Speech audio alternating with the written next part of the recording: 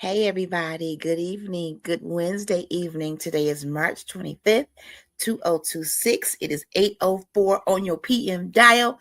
This is LHG. I'm coming in tonight with my bro Hamlet, the broski. Frederick, how are you, sir? What's going on? How are you doing? It's been a while. It's been a I long know, time. right? It Yeah. has. We use the tag team. Always has some really great topics, especially when it comes to building a non-antagonistic dialogue uh, atmosphere for men and Mm, women to just really share their hearts about how they feel about things. And when I posted that post, I knew it was going to be a little controversial, but sometimes it's good to have that one-on-one, not face to face, but voice to voice, at least tonight, to kind of gain understanding on where we are coming from in our different perspectives. And one thing you and I have always been able to do, even if we didn't necessarily agree, we will always have mutual respect for each other's feelings and each other's stance on whatever topic it is. yes. And I thank you. Always. I thank you for that because, as you can see in social media, there's always this us against them, y'all against us Mm, type of approach when it comes to how we talk about relationships. And I, without trying to say too many names, I don't want to disrespect anyone who isn't living. But I have to say, the late Kevin Samuels, although he had some things that were decent to say, I just personally saw his approach as being a little harsh in terms of how he talked to women and how he made women feel. But on the other hand, some of the points he made about how we present ourselves, what we're looking for, how sometimes our expectations are unrealistic. I agree. I agree. But this whole us against y'all, this whole tit for tat, competition, I'm over all of that. At this point, at 50, what I want after being divorced now for almost 2 years, rebuilding my life, I want to have an understanding. I think it's Escape that has a song. What I need from you is understanding. If we can start right mm, there, I think that is a good place to build. So I want to get your take on what we're going to do tonight as we flow. We didn't come in here with any tenants, but I want to nope. create some as we talk because we're going to come back to this. This is going to be Hmm. kind of a ongoing series. I started doing the Talks with My Brothers series about a year ago with you, Nicole C. I had a few of you all come through and kind of just sit down with me and hear my heart and I hear y'all heart. And then I found that some of my thought processes concerning dating were kind of off because y'all was like, that's not how we do. That ain't how that works. So I want to reignite that because I was way off, bro. Because I don't know if you remember, particularly, I was like, okay, we go on a date. A man buys me dinner, 2 chicken wings and a Coke, whatever. Hey, we go together. You was like, sis, no, we just bought you a meal and we not exclusive because of 2 chicken wings. No, that's a no. Yeah. Yeah, But in man. my head, bro, I'm like, oh, we in this. Yeah, man. Yeah, man. I mean, But it I just believe kind of shows that we think differently, right? Don't we? we do most definitely think differently, and I have to agree with you about the adversarial nature of how these podcasts, so a lot of these podcast platforms present relationships, especially between black men and black women. It's Mm. it's adversarial. I won't even say adversarial to a fault. It's just adversarial for no reason for it to be Mm. adversarial. Why? Why? And I said this before. It, can we get back to respecting each other? Can we get back to honoring each other? Can we get to that point Wow.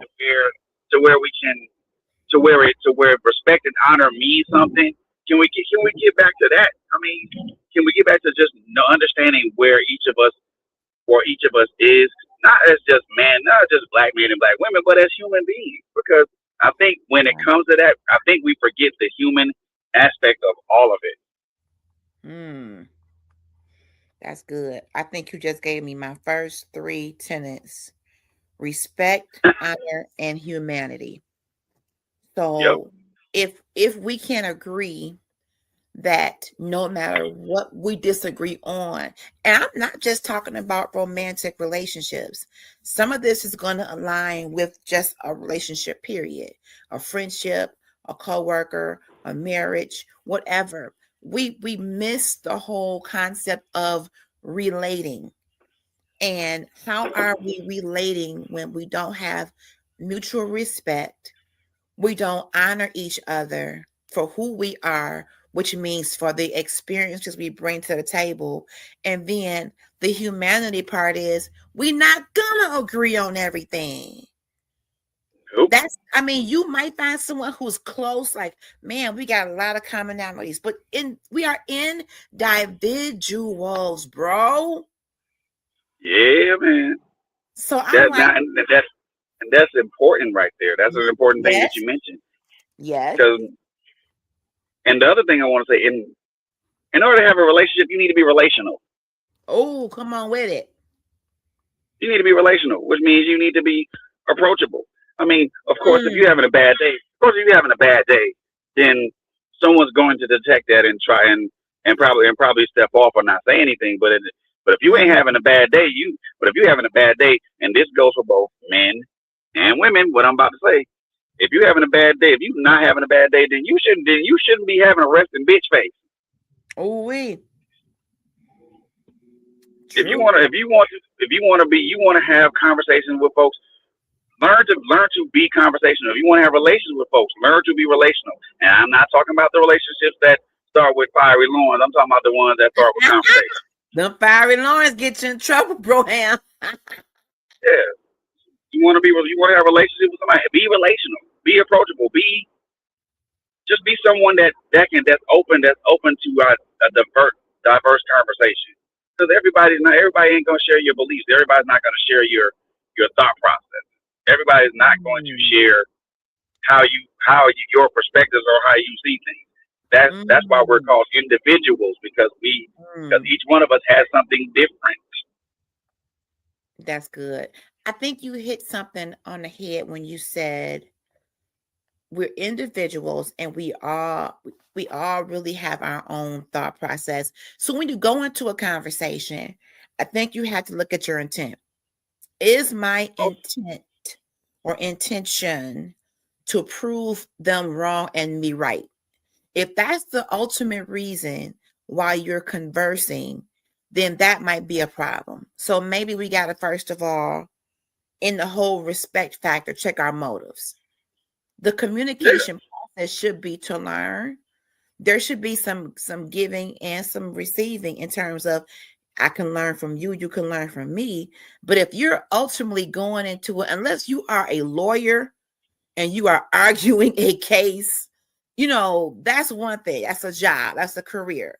But in conversation, especially with somebody who you feel they're worth conversing with and you like them or love them, your objective cannot be, I'm going in here to prove they're right, well, they're wrong, and I'm right. And I have to admit that in my marriage, I felt that way a lot. First of all, let me back up. I also felt, let me put this on the table, and I don't know how it's going to come out, but I'm just going to put it out here. I think it's important that you marry someone, date someone, court someone, then marry someone that you feel is intellectually your match. And I say that because if you don't, and you go into it with thinking you're intellectually higher than them, I think every conversation is going to be more like a child and a parent, or a teacher and a student. You got to stop settling for people who you don't even necessarily like. That's the problem for me. Because many of us, for women, we just say, oh, well, he'll do. I mean, he checks some of the boxes. Everything else, I'll just deal with. Nope. That doesn't work. If that person don't check all the boxes, or at least, I mean, every last one. Boxes. Are your boxes reasonable? Have a Tanya Thomas. Hi, sister. Thank you for coming through. What are your boxes, and are they aligned? And my pastor said that he had to give his boxes over to God. Am I even looking for the right stuff? And then, you know what? Even when that, to add to even amplify that particular point, which of your boxes are not, which boxes that you have are non-negotiable? Oh, yeah. What's next? And see, and this is the thing. This is another thing, and I'm learning this as number one, being married. Number one, right? And then also being in a relationship with being in a relationship. You have to figure out what's negotiable and what's non-negotiable. Okay. That has to be put on the table immediately. Now, I won't say immediately, but I need to know what your non-negotiables are. You need to know what my non-negotiables are. You need to know what I'm willing to negotiate on, and you need to know what I need to know what you're willing to negotiate on. Those things don't have to necessarily line up. Okay. They don't, because my negotiables are going to be different from your non-negotiables, and vice versa. Okay. But I need to know what you got, what you're willing to negotiate on, and what you're not willing to negotiate on. Because then that gives me some breathing room to make adjustments, to make adjustments to that. If this is a non-negotiable for you, then okay, I know off rip that's not going down, period. But then if you're willing to come to the table and talk, and then we can have dialogue and say, hey, well, maybe I know this is something that you may be on the fence about, but can we meet halfway on it? Is there a point where we can meet halfway on it? And so that way it makes things better for both of us, not just for you, because relationships aren't just beneficial. They're relationships, to me, at least, romantic ones, are not beneficial to one gender. I agree. We make it like that sometimes. We have that happy wife, happy life. No, I hate that. I mean, that makes sense. I'm crazy because I'm a woman, but I don't subscribe to that. I don't think to just make a woman happy and not be happy. But guess what, sis? That's something that's been that particular phrase has been what a lot of men and a lot of women who are married have went by for ages now. But now, as you look at that diversity of relationships, but also you look at how and what's the way I want to put this? You look at how both men and women treat each other in relationships. You say now folks say happy spouse, happy house, and spouse could be male or female. Absolutely. But let's go back a little bit, because I want to kind of set some framework. First of all, welcome those of you who are in the comments. Leonard Reed, thank you for being such an avid supporter of CCN. I appreciate you. And to my sister LaTanya Thomas, who we go back a few years. Great to see you in the comments. And for those of you who are tuning in, this whole discussion stemmed from, let me set the framework, a post that I made. And you know how you see memes and different things and you share them, and they may mean one thing to one person and something else to another.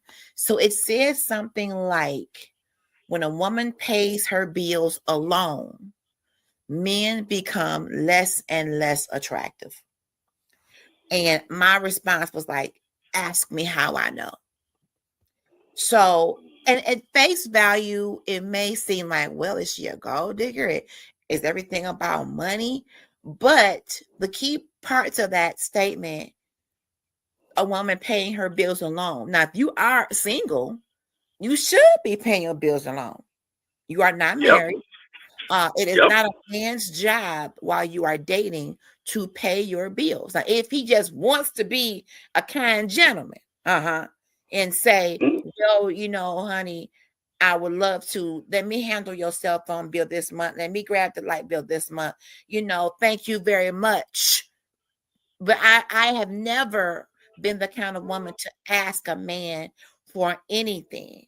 I work every day to cover my adult expenses. Okay. That's right. That's one thing. But having that's right. house, having been married, having been the breadwinner, having had the load on me, having had to make decisions, having had to be the sole provider or the head of household, which ain't what God designed me to be. I'm supposed to be the helpmeet, but having had to keep that role in a home, having had to be that leader at work, having had to raise a child by myself, you know, with my family, but because of how I am wired and my experiences, when I saw that post, it hit home for me because in hindsight, being outside of that marriage and now starting over, yeah, if I'm going to go down, I could do bad by myself. Now, of course, you may hit a rough spot. People can be millionaires, get married, and end up broke because life happened, COVID happened, sickness happened, whatever.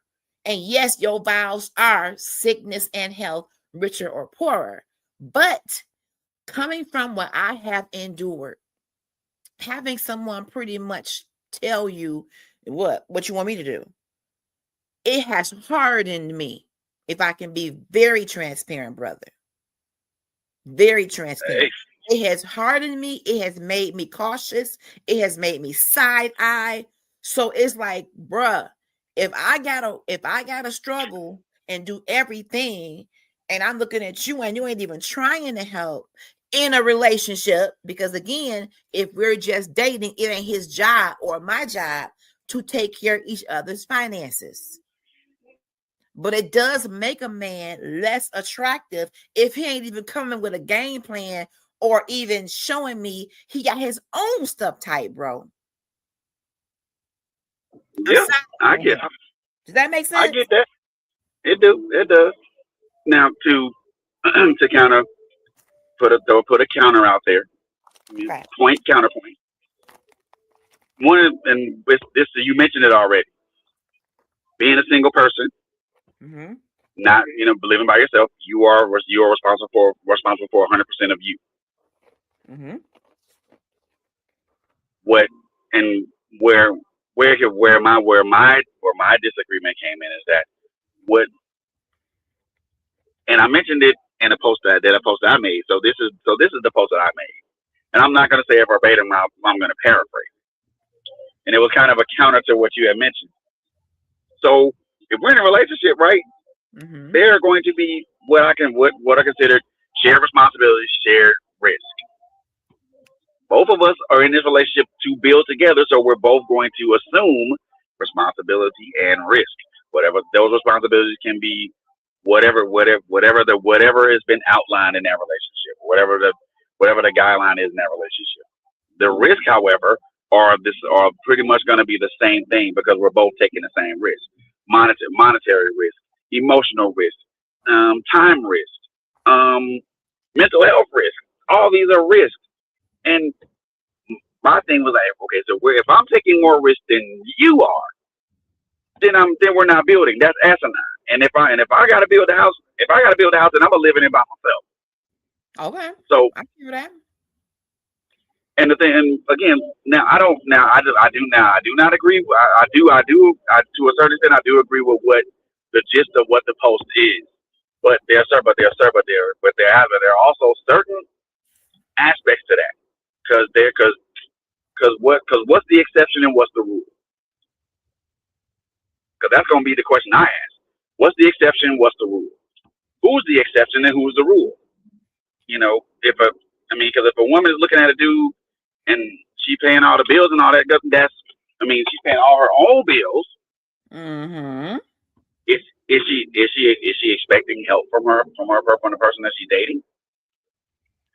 And that was going to be what I asked you, because when you posted that about shared risk, I'm thinking, well, are you married? Because I feel like sometimes in dating, we share a little bit too much. Why are we? And I have to put myself out there. I did it. I did that. Before I even got married, I assumed a financial risk for my, at that point, fiance, boyfriend, whatever you want to call it, to try to free up some of his funds to put toward a vehicle. Let me take this off of you so you can handle that. I don't think I should have did that. When you put yourself out there, you ain't even married, ain't even engaged. If you put yourself out there and start, quote unquote, assuming risks, they're going to expect you to keep that junk up, bro. Yeah, because the minute you assume a risk, the expectation is that you're going to continue to assume that risk. Right. And I can't speak for men, and you can speak to that, but for women, we seem to be the ones that assume too many too soon. Can you take me to work? Can I use your car? Can you do this? And now in my case, he didn't ask. I did it on my own because I'm looking in the future. I want him to have A, B, and C. If I take this off his hands, I'm trying to be a quote unquote good woman. So the foundation of this part is, why are we assuming financial risk and we aren't husband and wife? It's becoming line. We putting cars in each other's names, and we paying bills, we buying houses, we living together. Why, bro? Why? This is what social media has put out there. This is what social media has put out there. If you're gonna date a woman, you're gonna be intentional with dating a woman. Then you're gonna pay the cost for it. Now, I think we both know that dating costs. We both know that. But social media. Tell me that. Well, first of all, dating costs money. That's one thing. Dating costs time. Dating costs emotional and mental investment, because you're putting both your mind now. And in some cases, if the relationship goes beyond just talking stage and all that, and the infatuation and puppy dog stage, then you kind of get to the physical stage. So then there's also physical investment. So there's investments in that. So dating does have a cost attached to it. And a lot of us as men and women, and I'm saying both men and women, get confused when the bill comes. Well, because when the bill comes, and now all that emotional investment, all that mental investment, the time, the physical investment, the monetary investment, all that is literally payable. And okay, well, put a bookmark right there. Who is responsible? I put it up on the screen. Who is responsible for those costs? Are we having enough conversation? We assume a lot of women preach this, and a lot of mothers teach this to their kids. That man should be paying for every date. If he wants you, he ought to be paying. So let's see. Now again, social media has kind of thrown that particular trope out the window.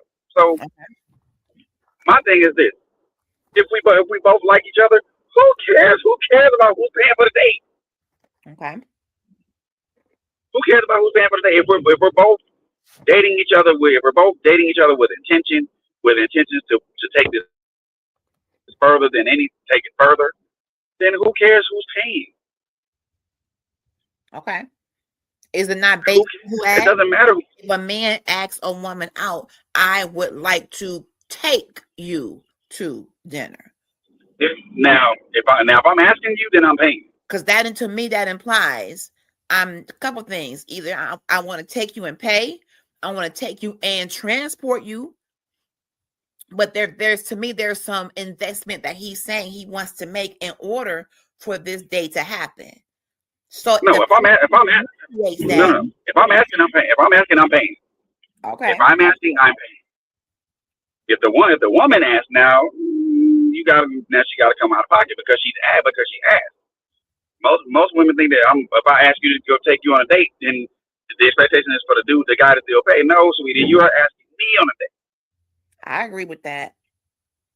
So I mean, to answer your question more directly, it becomes payable to both the man and the woman because in that instance, whoever asks pays. Okay. And then also the other part of that answer to that question is it becomes, if it's emotional investment, if it's physical investment, if it's mental investment, if it's a time investment, if that becomes payable to both parties. Because both parties have been an equal investment, don't you think? Why would it be so much on one person and not the other? But then again, it's what you allow, bro. That is true. But also social media hype the thing up so much that if you're a broken dusty dude, then you shouldn't be paying for nothing. Then you shouldn't be dating and all this stuff. Baby, I don't know no man that no man that I know or no man in the history of the world should be considered a dusty, because that's just, to me, that's just denigrating, and I don't like that. A very good point. Let's deal with that. Everybody in the room, broke and dusty. So the broke part is speaking of financial. So that means maybe he's not working, or he is working, but he doesn't have funds to date, because you just said dating costs, right? Right.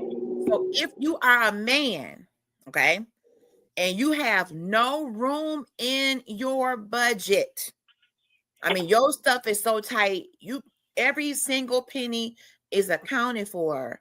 Should you be trying to date? If you are going to date, find ways to make it budget friendly. Such as, if you are going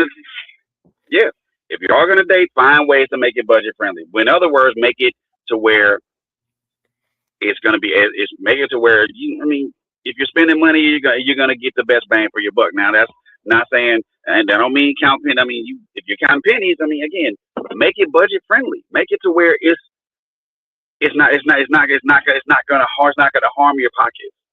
Okay. Well, you coffee dates are that Cheesecake Factory was a cheap place to go. Do you remember that video? I remember that.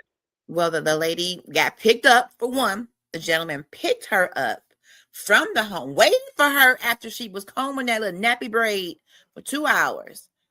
Picked her little trifling butt up, was taking her to the Cheesecake Factory, and she went live to humiliate her, saying, "Why would he take me to the Cheesecake Factory?"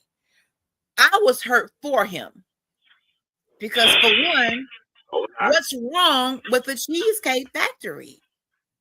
I would have been okay with Coney Island. I just met you. Some women will say, and I'm not gonna say all. There are some women out here they'll say it's attached to a mall or something, or it's a franchise.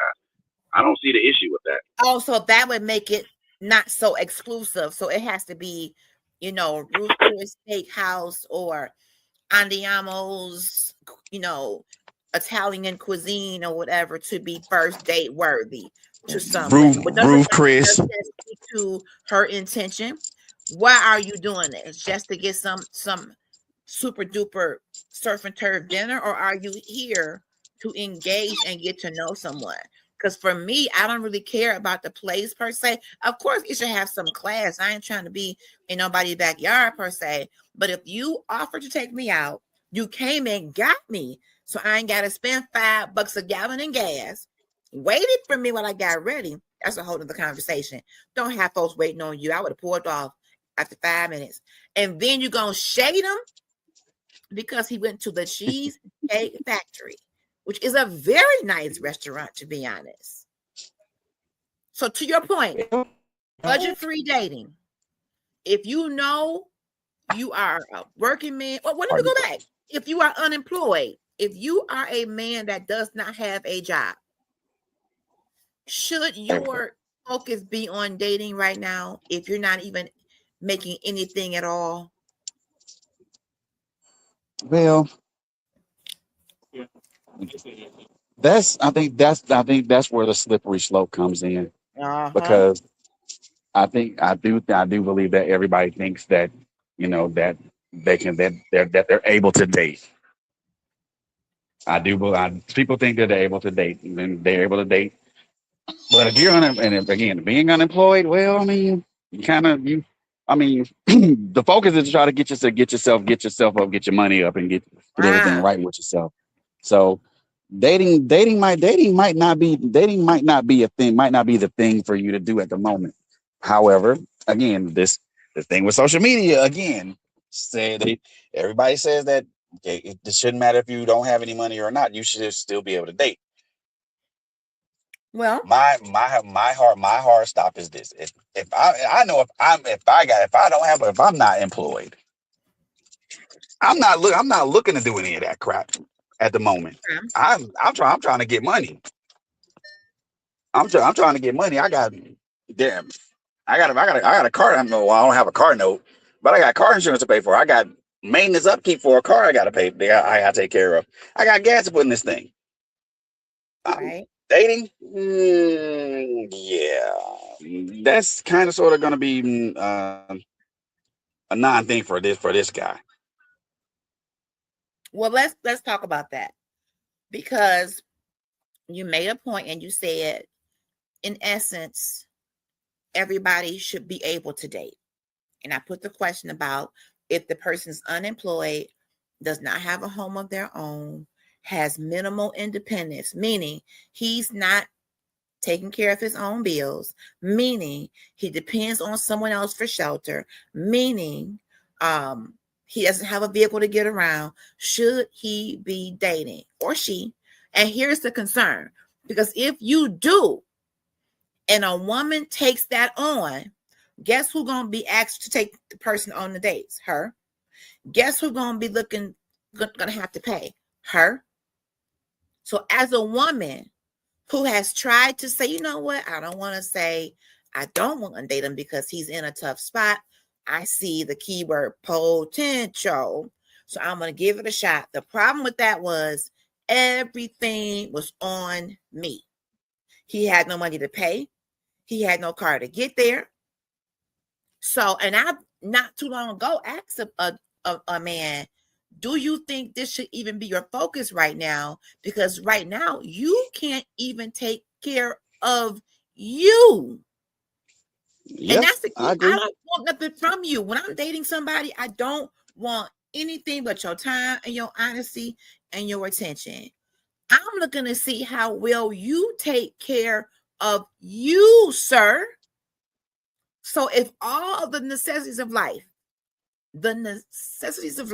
living, your housing, driving a car, insurances to keep that car on the road legally, medical insurance to keep you healthy, the basic necessities of adult living.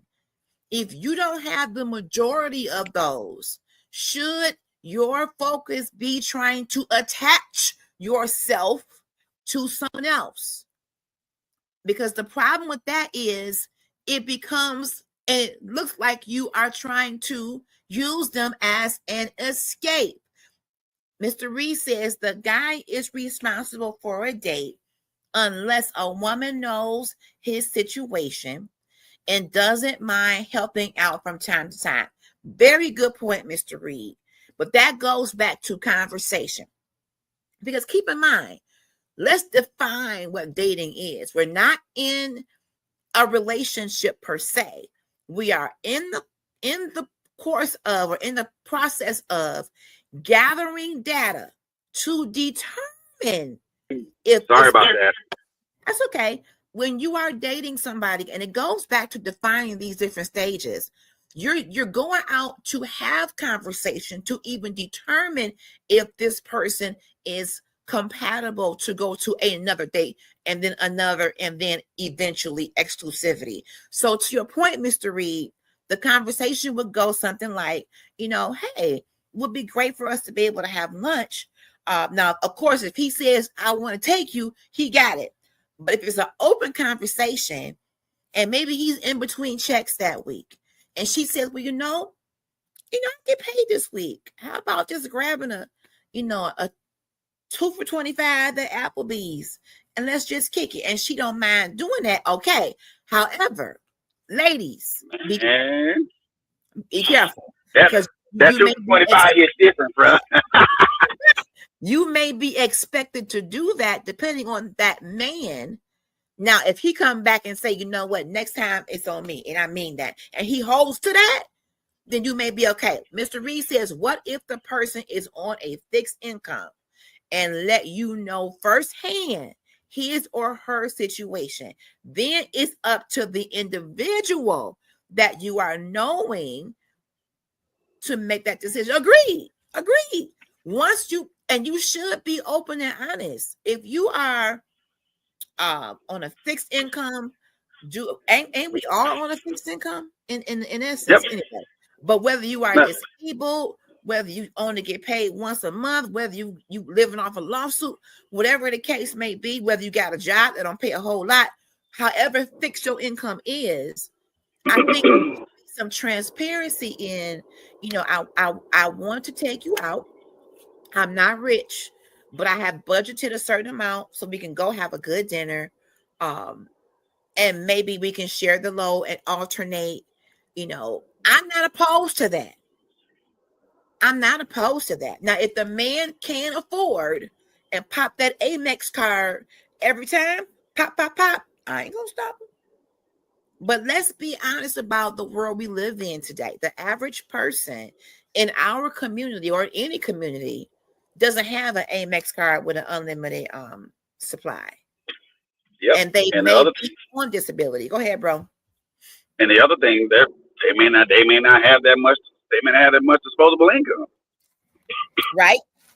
But that goes back to being honest. Maybe you ought to make, like Mr. Reed said, if that person says, let me put this out here, I do have an income. It is fixed. My bills take up maybe the majority of that. However, the other part of that, Mr. Reed, is if you approaching me because you out here on the market, prepare your budget for dating. Mm-hmm.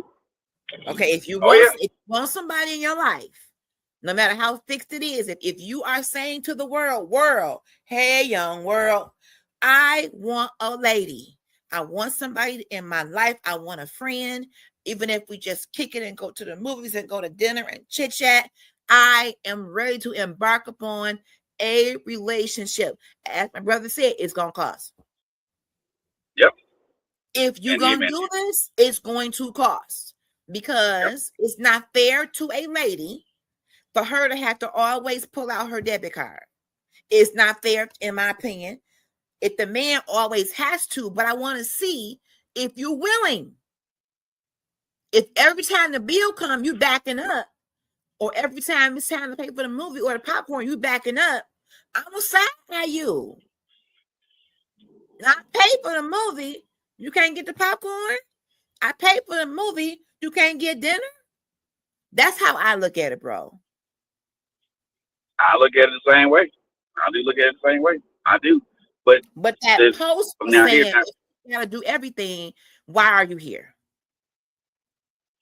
That's true. That's kind of how I felt. That's kind of how I felt. If I'm always pulling my debit card out, always got to pick you up, always got to invest, and nothing is coming back my way, then you are less and less attractive to me.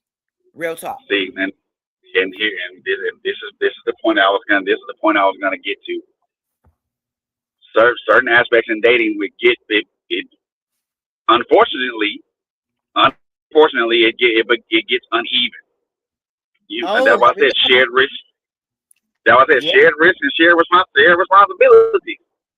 Sometimes, and like you just mentioned, sometimes as a woman, you're pulling out your wallet, you pulling out your card all the time for dates, and then sometimes as men, we do the same thing. We pull out our card all the time for the dates that we're taking the people that we care, the people that we're trying to date with intention on. Okay. That when it becomes uneven like that, you already mentioned it. You already mentioned it. There's resentment there. Yes. There's resentment. If I'm coming out of my wallet every time we're doing something, Yes. And in 50% and half the time it's not. Half the time it ain't an idea I came up with. Yes. That becomes the issue. If I'm pulling out my wallet every time that you want to go, that we're doing something like maybe, Yes. and I use myself as an example right now. There was a young lady I was thinking, I mean, kicking down money for like these little staycations and stuff like that, things of that nature. But then there's nothing reciprocal coming back from that. Dating, ladies and gentlemen, boys and girls, children of all ages. Dating requires reciprocity. Oh, indeed. If you are not going to be reciprocal, and I don't mean reciprocal as in the physical part of it, if you're not being reciprocal by doing the same thing or at least showing some form of gratitude, it makes everything else just seem really just not even worth it. And I'm going to say this from my own personal experience. If I'm doing all that and there's no reciprocity, and there's no gratitude, I don't want to date you. I don't want to date you. But we keep going though. We allow it. Let's sit there for a minute.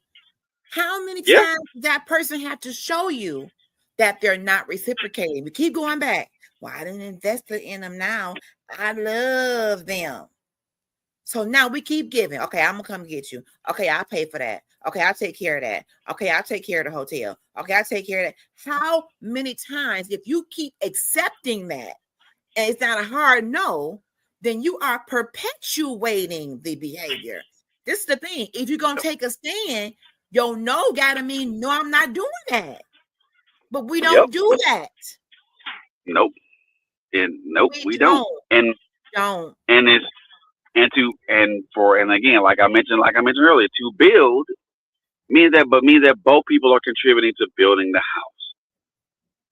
If I'm dating you and we've been on all these, we've been on like maybe 5 or 10 dates, and on the 11th date we decide that we want to make this thing exclusive. Then now we're making it exclusive. But those first 10 dates help set the foundation for the house to be built. Those first 10 days set the foundation for the house to be built. I mean, now if it's on solid ground. But my thing is, let me just say this: exclusivity is still not marriage. Right. Just because I am your woman and you are my man. See, sometimes we skip stages. We go into this building together stuff, and it's why folks shack and don't get married for 20 and 30 years. They move in together. They got all these bills together, kids together, all this togetherness, and you're not even husband and wife, and that man or woman can walk away at any moment and you stuck. Oh, yeah. So how do we go from, okay, we are a couple, and then we just fast forward into now our lives are so freaking intertwined, we can't tell you from me. You're right. You're so right. But now long-term relationships aren't marriage. I can tell. I think we both know that. But we long-term relationships aren't. I mean, we so dang on intertwined, and I'm talking about me too. Even before my ex-husband asked me to marry him, my everyday revolved around his everyday. What do you need? Where are you going? It was so meshed. Yes, I saw a future with him at that time, but we built this expectation and this framework that I was the backbone, even when I wasn't even carrying his name. And we got to slow freaking down. And again, that's another slippery slope there. That's another slippery slope. One that a lot of people end up falling on. That what you just mentioned is the sword that a lot of us fall on. Ooh wee. and we end up getting impaled, and we don't know why we impaled. No, you Yes. know why you impaled you, and this is not to say that, and what I'm about to say is not is, and ladies and gentlemen, boys and girls, this is not to say that you should not intermesh your life with someone that you're exclusively dating. You should. However, there To should a be a hard point. there should be a hard limit on how Yes. much you're intermeshing your life with that person. Yes. We immerse ourselves, many of us. And let me just go back. For one of the major reasons that I wanted to be married so bad was to have that immersion. I got tired of dating people where I felt so disconnected from their day to day. I felt like an afterthought or a booty call or an ornament on a Christmas tree, as opposed to someone that was a part of their life. And Kim, Kem, has that song, Share My Life, Baby. And you Yep. should be able to share it to a point. When you're not married, it's still you, your bills, your life. Yes, you should be talking to each other and good morning, checking on you, and how are you? And there could be some kind of help with something. That's okay to a point. But we get so immersed. I know for me as a woman, I took on everything for him. And guess what? I did it with a smile because I thought that was my job. I am wife material. I'm wifey material. So I got to be out showing him that I can bring the bacon, fry it, slice it, dice it, make bacon bits, whatever. But what I did was I showed him that I was willing to be his everything without that coming back to me. And that was the next years of my life. We want the title. We see this is oof. You hit another point, and this is we want the title without the commitment. I want you to be my wife, but I don't want you to commit. I don't want you to commit to the wife thing. I was giving all that, and my godmother would tell me, "Stop giving a man wifely privileges, and he's not your husband." Yeah. What incentive would it be to marry you if you already giving him the milk and you the cow? You out here already getting everything. You're living together, rolling over on him when you get ready. You're paying his bills. You do everything, But I thought that was what one was supposed to do to prove to him that she is worthy of being his wife. My framework, my mindset was off. But see, in the same instance, in the same breath, the man got to prove to you that he's her husband, that he's husband material, right, or that he's worthy of being your husband. Correct. This goes both ways. This is not unilateral. This is bilateral. It goes both ways. Right. If I'm dating you to marry you, to be with the intent to marry you, I gotta prove to you that I'm capable of being your husband. And you have to prove that you're capable of you being my wife. Somebody, for a man to prove or to even show, I hate the word prove, but it kind of is, for him to exhibit behavior that will help her feel comfortable and secure, does it not start with, is he able to take care of him? Yep. Meaning, it starts with that. Husband, if he can't even be a man, does he have an apartment? Does he have a vehicle? Is he working? Does he have insurance? Is he secure in his own finances before you try to put a family on him? And I think certain things I won't say certain things. And for me, this is the touch point for me. Mm-hmm. And it kind of goes back to what you said just a moment ago. The touch point for me is that, and I probably said this in a couple of forums before. And well, this is I'll ask them. It's a question that I've asked, and I asked a woman this. I said, hey, sister, are you a man? Do you know what that is? Do you even have you walked in those shoes? And she'll say no. Then you have no idea what a man is unless you've seen your father operating that. Okay. And trust me, sis, that's not a dig on you. It's just it's not a dig on you, but it speaks to the tropes that social media and all these relationship gurus throw out here at us, men and women, and expect us to throw those same tropes out at each other. Well, I hear you ain't a man, huh? You walked in my shoes, man. You walked in my shoes, ma'am. There was no way I could ever say that. Tell a woman that you're not a woman. I ain't never lived my life as a woman. Okay.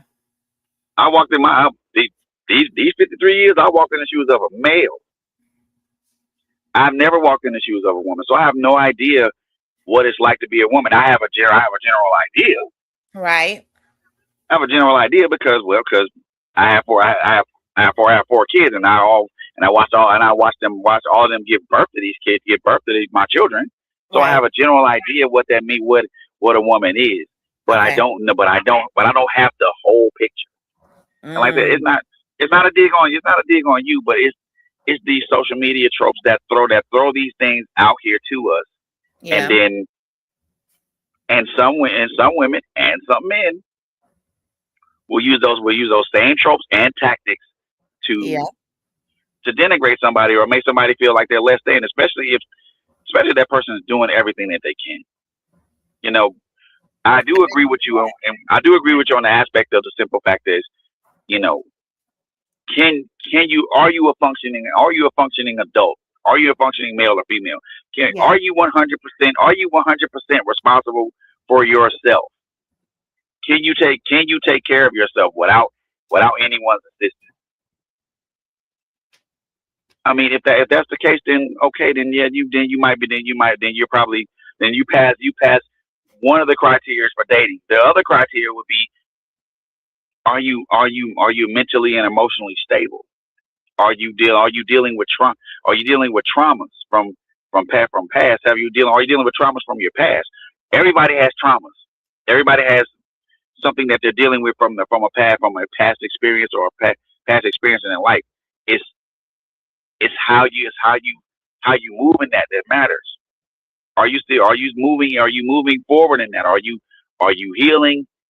Are you healed, or are you in the process of healing? Those factors matter too. The other thing is, are you, like we mentioned earlier, are you conversational? Are you able to sit down and have a conversation, not without it being adversarial? Can we agree to disagree? Right. Can I tell you something? Can I tell you things? Can we have a conversation and speak on things and it not be, well, it's me versus you and we're not going to agree on that? No. All these things I won't say all these things are required, but these are needed for us to and I say black men and black women because we're the ones a lot of these social media things speak to. We have to first, like I mentioned earlier, we have to get back to the simple fact of understanding, number one, who we are as individuals. I agree. To the point of understanding who we are as individuals, and then get to the point of where we can respect and love each other with kindness and deference, and honor each other with the same kindness and the same deference. And then also, like the third tenet you mentioned, humanity. Don't look at me as just a black man or a black woman. Look at me as a human being too. I am a human being before I was a black man. That's right. I agree, bro. I agree. Look at me in that sense. And if you look at me in that sense, I promise you, I will look at you in the same regard. Because if we're going to relate to each other, we're gonna engage into these relationships. We're engaged into a relationship to where it's going to lead to to you walking down the aisle and both of us saying I do. We gotta be relational to each other. We gotta learn. The thing with this is the thing that irritates the crap out of me. And I'm gonna say this, and it's gonna sound controversial, and I'm probably gonna get a lot of flack for this, but I'm gonna say it anyway. We as black men and black women, we have no earthly idea of how to understand each other. The gap between us is so large that the gap between us is so large that even with a megaphone, even with a megaphone and a whole bunch of speakers and a microphone, neither one of us can hear each other. How can I understand you how can I ever understand you how can I ever get to know you if I don't understand you? You can't. How can I get to know your thoughts, your fears, your what makes you happy, what makes you sad, what are you afraid of if you are unwilling to tell me what that is. Right. And then me being the person who's asking, being receptive to that and accepting that without judgment. Yes. We got a couple of comments. Leonard says that's a great question for the women to answer. Which question was that, Leonard, that you want women to answer? He says social media can be a blessing and a curse. That's what is killing the dating scene. Yes, it is. And that's why when I posted that, I knew that I may get mixed emotions because it's just one meme, and depending on how it hits you, you may disagree or not. But that's why I wanted to do this. That's why I wanted to have a conversation with my brother, and we're going to have more with not just Fred, but I'm going to invite some of my brothers to get that male perspective, because you can look at a comment on social media and have an opinion of a person, but you don't know what they've been through. You don't know where they've been. You don't know what has hurt them, who has hurt them, that has led to how they feel. And I believe in love. I believe in marriage. I don't talk down about either one. It's because my marriage didn't work. I know where I went wrong. I know what red flags I allowed to just go over my head. And I've had to learn from that. But also my love for me has had to increase, so I don't settle for anything less than what I believe is God's best for me. And I'm going to focus on me, on loving me, on building up my health, on building up my wealth, on building up my self-esteem, on building up, the things I want to do. He says the question about having an idea of what a good man is. It is a good question. We can only look at what we've been told a good man is. We can look at what you've been exposed to. We can look at the Bible and see what a man is supposed to be in the home in terms of being a father. There's scripture on that. Being a husband, there's scripture on that. What you're told, but what the movies show you. How you see that is going to come from whatever your experiences are. But if you haven't had those experiences, who knows where that's coming from? And to elaborate even more on that, the idea of what a good man is wholly subjective. Yeah. It is wholly subjective. It is not objective. Now there's some objectivity in it because the Bible does give definitions of what clear definitions of what that is and what that looks like. But to any individual, it is wholly subjective. Agreed. It is very much wholly subjective because what you think a good man is will be different. Is what LSG's definition of a good man could be different from any other woman's definition of a good man. And that is the thing. Subjectivity makes this a difficult question to add. It doesn't make it a difficult question to answer, but it makes it a question to answer based on perspectives, different perspectives. Because every man's gonna give a different answer. True. Very true. The answer I give is, again, it's gonna be based upon my personal experience and what I think and what I think of myself. True. I agree with that. Brother man, it's subjective with objectivity laced into it. Okay, we got a comment. Leonard says men and women need to open up about their true selves. Agreed. If you're looking for a true relationship, both sides need to open up on what they want in life and a friendship first, growing into a relationship. Yes, that all sounds wonderful, but can I be really honest? If two people ain't dated in a minute and they lonely and they want somebody real bad, that friendship they're gonna jump in the bed, or they're gonna be on the phone because they want someone so bad. You shouldn't be able to talk to someone, but I'm telling you, I agree, Mr. Reed. But in my experience, when you just at a point where you just want somebody so bad, we don't allow a friendship to pursue or ensue, if that's the word. We jump right into I want you, you want me, and now here we go, and then we crash and burn. But let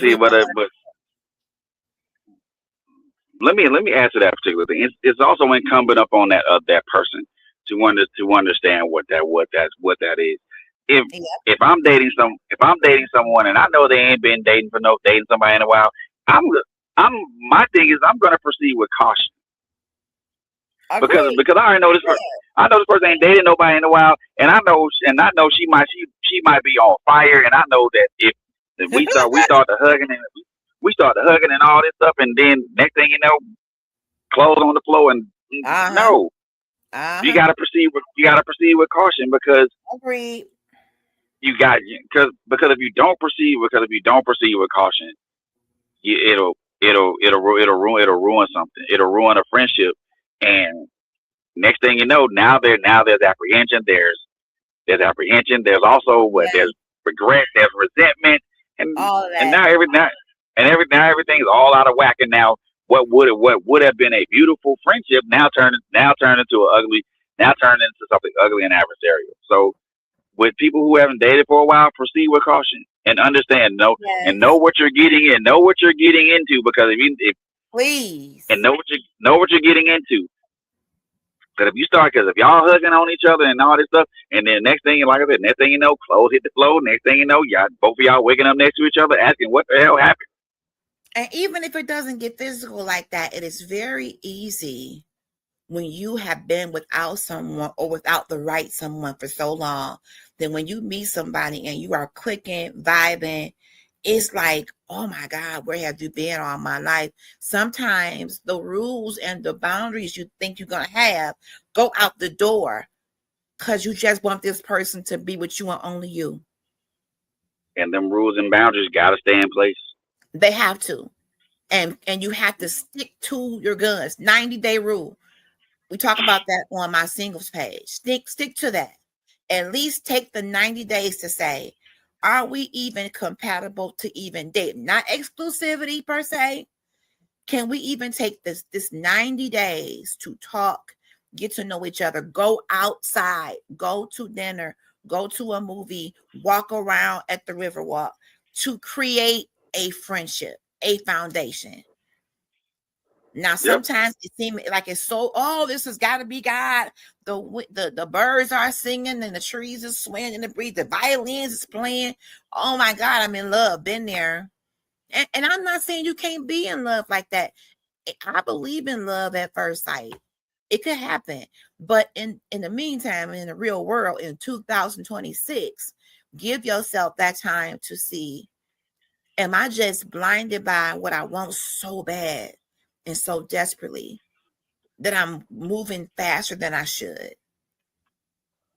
And age, you got to slow it down. At this age, alignment is important. Oh, for real. At our big ages now, alignment is important. I agree.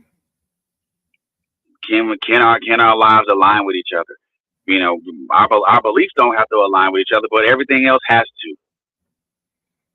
Are I we? They always. I mean, everybody talks about the equally yoked thing. I that's a concept that's cool and all, but no I one, no mean, one, what we've been no talking one about comes. is that. What we've talked about this whole time is Yes. trying to determine if you are equally yoked in Mm-hmm. intelligence, in aspiration, in finance, in spirituality. It does kind of boil down to that. Yeah. But the way I look at it, everything doesn't have to be like spot on equal. There for in that instance, there should be room for variance. I mean, and I look at it. I look at the equally yoked concept from the whole of an individual, not just Right. not just the Bible's interpretation of it, because I look at it from the way I interpreted it is from the whole of a person, I and agree none, with and none of that. us are Yes. and none Yes. of and none of us are going to come into a relationship quote unquote equally yoked, because there's variance. But then You that know, goes down I to mean, how you define it. I'm not looking for yep, someone that's a clone of me. Equally yoked meaning, are you committed to God?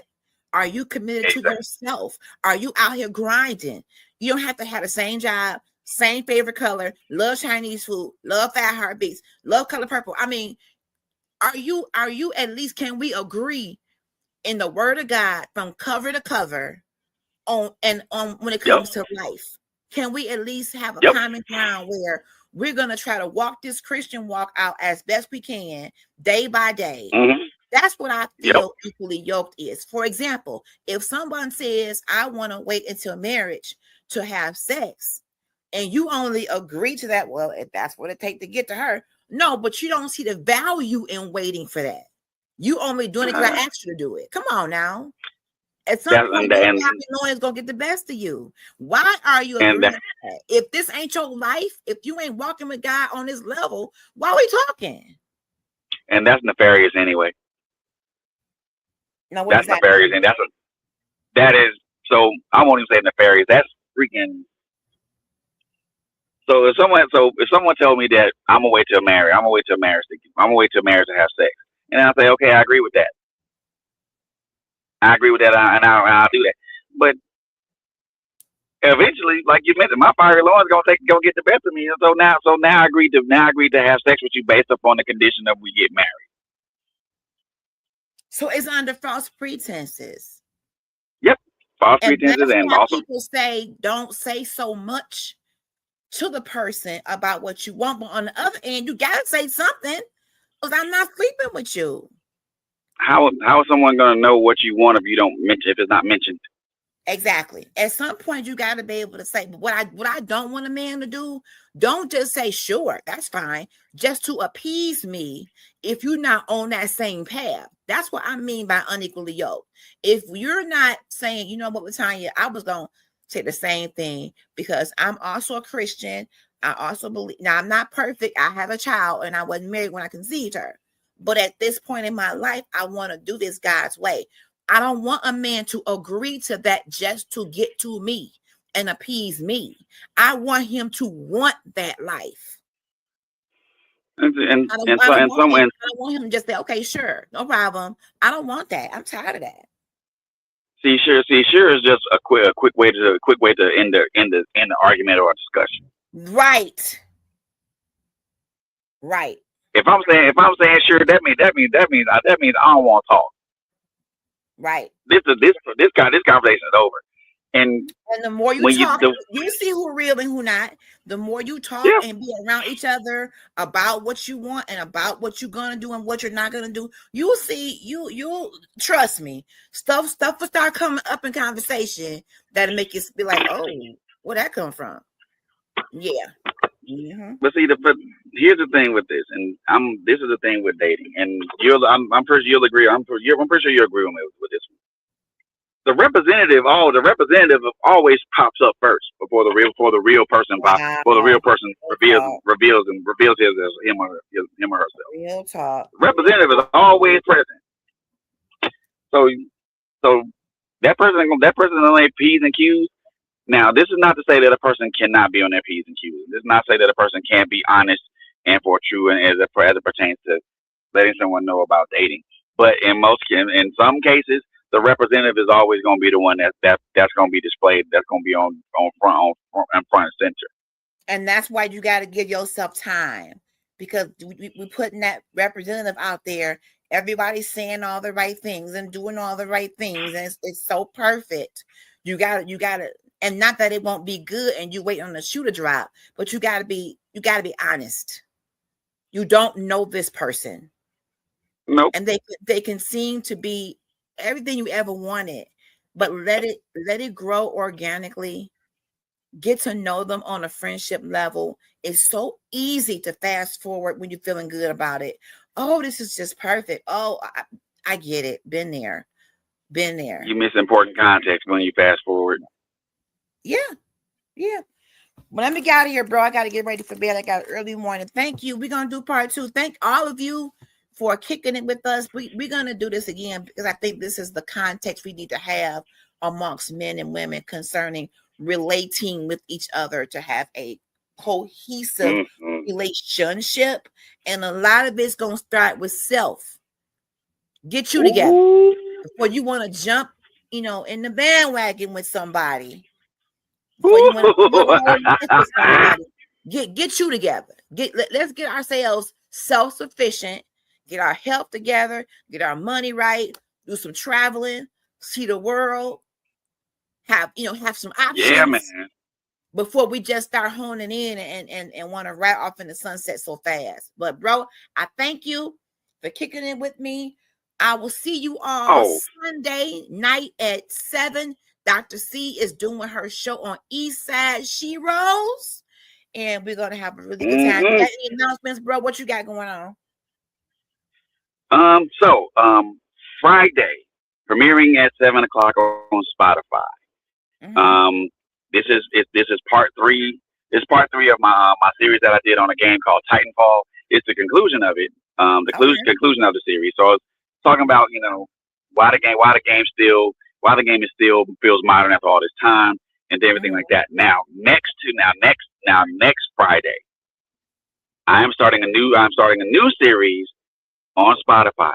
This series talks about African American representation in video games. Okay. Part 1 is talking about the pioneers, the vanguards, and the pathfinders. I'm also going to include. I'm also going to talk about how certain aspects of Black culture has been injected into video games. Whether that's music, whether that's dance, whether that's art, whether that's even clothing and style. So that's gonna be a 3-part series. So tune into that one because I think a lot of people I do believe that a lot of people don't understand how important it is, how important representation matters. Okay. Sounds good. All right, everybody. I bid you farewell. Have a good night. Be safe. And stay tuned, subscribe on YouTube and follow on Facebook. I appreciate the dialogue, brother. We'll get ready for part 2. Good night, everybody. Yes, ma'am. Deuces. Let's go.